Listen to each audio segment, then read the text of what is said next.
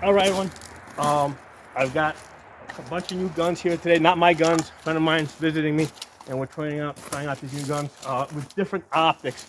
So my base point here for comparison is the Holosun 510C, because I've been working with this for a very long time, and I'm now looking at the ACOG, which is extremely interesting to me. I've only worked with an ACOG once before, and before I got on camera, I was playing around with this a little bit. So, so this is a 3-power, right? Yeah. This is a 3-power, right? And is it just ACOG, or does it have like a? Oh, it's a TA31F. TA31F. Okay, so that's what the ACOG we have here. So first thing I like is the brightness. Let's see if I can get you guys behind the camera. This might be a little harder to look through because it has the 3x magnification.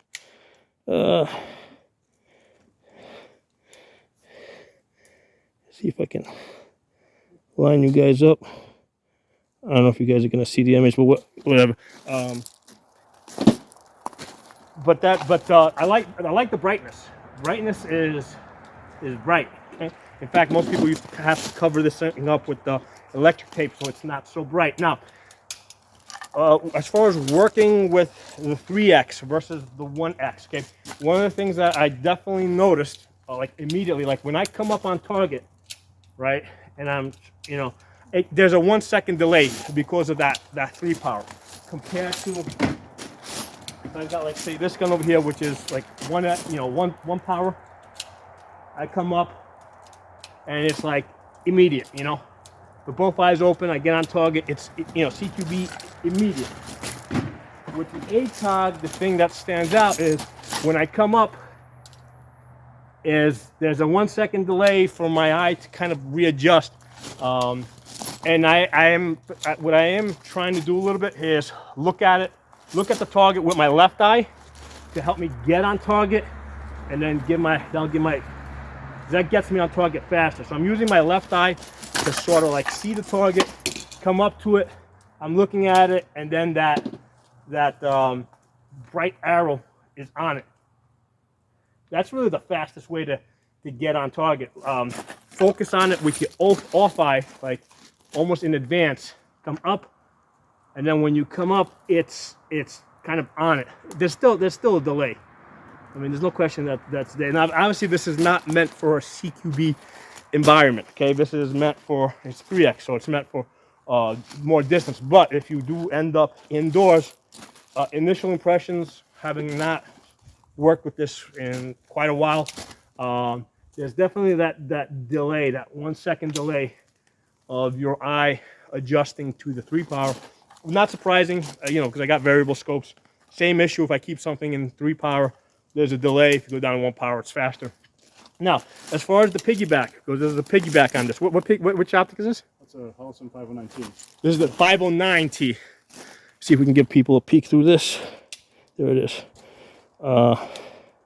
So I've not worked with this on a pistol. Oops, let's knock the camera out.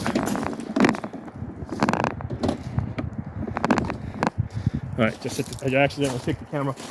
So I've not worked with this on the pistol. So this is my first time looking at it. So as far as using this for a CQB environment, this is sitting so high that, I mean, obviously if I get a cheek weld, I'm not going to see up here. I'm looking in here. So I have to kind of lift my jaw up.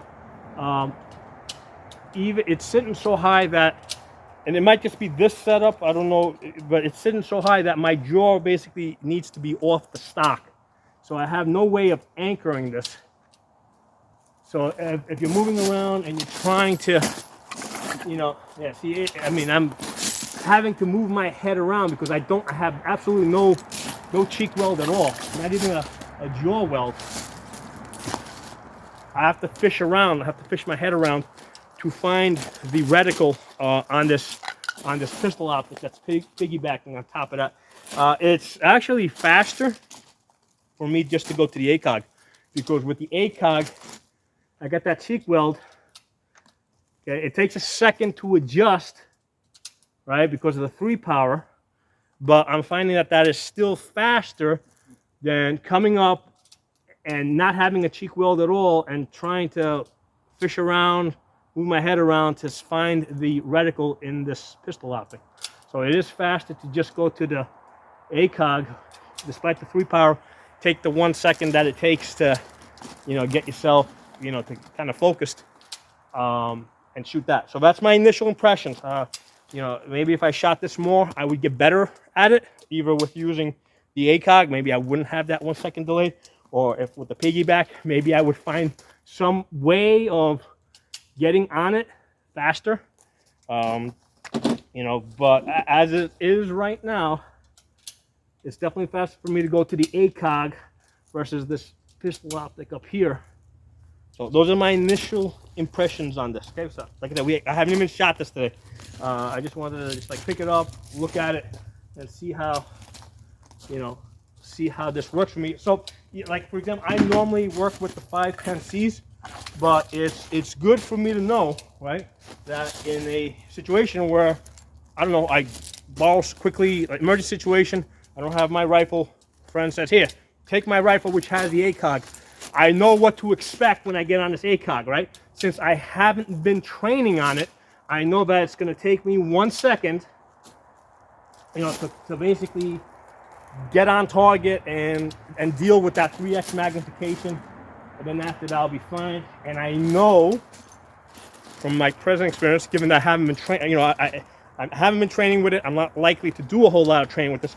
I know to completely avoid trying to use the pistol the pistol optic that's piggyback, because that's just going to take me longer to get on target, right? Especially if you're moving around.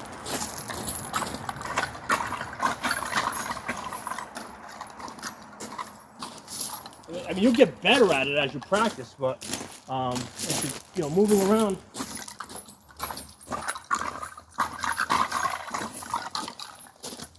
Yeah, I'm definitely faster with the ACOG. Just going straight to the ACOG, avoiding the pistol optic. That's piggyback. So yeah, this is a learning experience for me. The last time I shot the ACOG, it didn't have a pistol optic piggyback on top of it.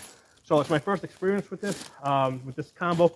So again, my initial impressions, maybe with practice I would get better with it. Don't know. But anyway, hope you guys enjoyed the video. Talk to y'all soon. Hey everyone, I wanted to give you guys kind of like a afterthought, like 2 days after, on the ACOG with the pistol optic piggybacking on top of it. You know, I worked with it for a couple of hours, and the problem that I had that I just had a real hard time overcoming was if you're using the ACOG as your primary and you're working in relatively close distance, you've got that 1 second delay, okay? There's a 1 second delay for your eyes to adjust to the 3-power. That was just slowing things down. Okay, and when I tried shifting over to the piggyback, right, to the micro optic, what I found is that I didn't have a good cheek weld, so that was slowing me down that way. We did experiment a little bit with putting an optic, you know, at the 45 degrees, and I'll include that. You know, that worked. That worked better. Because I did 2 videos on this. In one of the videos, we actually demonstrated, and yeah, having the pistol optic at the 45 degrees versus the piggyback did work out a lot better for us because we were able to maintain a good cheek weld.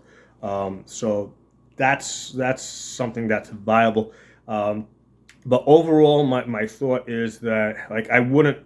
Like I think that the red dot, like, you know, like a big window red dot, like a Holosun 510C with a 3x magnifier behind it, I think is the better choice, right? Because most of the time, you know, like if you know you're going to be shooting at distance, you just keep the magnifier on.